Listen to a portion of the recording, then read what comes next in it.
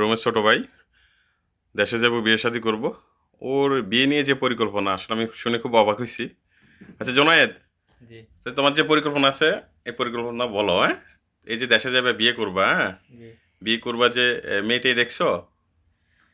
আমি তো চিন্তা করছি আপনার দেশেও যাইমু গিয়া আপনার 50,000 টাকা বাজেট রাখছি। 50,000 বাজেট রাখছো? হ্যাঁ, জি, 50,000 পঞ্চাশ কি হাজার বিয়ে টাকা করতে 50,000 টাকা? না, তাহলে আমি 20টা মেয়ে দেখমু, একটা মেয়ে দেখমু আপনার 2,500 টাকা করে দিব। দেখি আপনার 20টা মেয়ে দেখি একটা মেয়ে আমি বিয়ে করবো। মানে 50,000 টাকা বাজেট রাখছো শুধু মেয়ে দেখবা? মেয়ে দেখার জন্য একটা মেয়েরে দেখবা, 2,500 টাকা দিবা। 2,500 টাকা দিব। এরপরে যাই, এভাবে 20টা মেয়ে দেখে একটা মেয়েরে বিয়ে করবা একটা নাকি? মেয়ে বিয়ে করবো।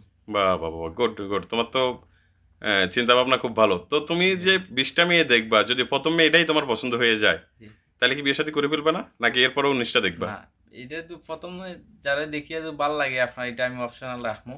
পরে দিয়ে আরো আমি বাকি দেখ আরো 19 জনটা দেখবো, দুটো তান্দ থেকে আরো বেটার মিলে ও, আইছে। তার মানে তোমার নিয়ত হচ্ছে তুমি 20টা মেয়ে দেখবাই। 20টা মেয়ে দেখার পরে আমি বিয়ে করবো, এর তার আগে মানে না। তুমি এই 50,000 টাকা শুধু মেয়ে দেখার জন্য বাজেট? মেয়ে দেখার জন্য বাজেট করছি। Good good good. তো তাহলে বিয়ের জন্য বাজেট কত তোমার?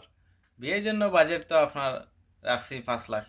5 লাখ? জি, বিয়ের জন্য বাজেট হচ্ছে 5 লাখ, আর শুধু মেয়ে দেখার জন্য 50,000। জি, তার মানে 20টা তুমি দেখবেই। জি। 20টা দেখিয়ে আমি তোমার নিয়তে হচ্ছে 20টা দেখবা, আমার তার মানে নিয়ে একটা একটা দেখে তোমার পছন্দ হলো, কোনো লাভ নাই, তুমি 20টা দেখে আর হলে বিয়ে করবা। 20টা দেখিয়ে আমি বিয়ে করবো।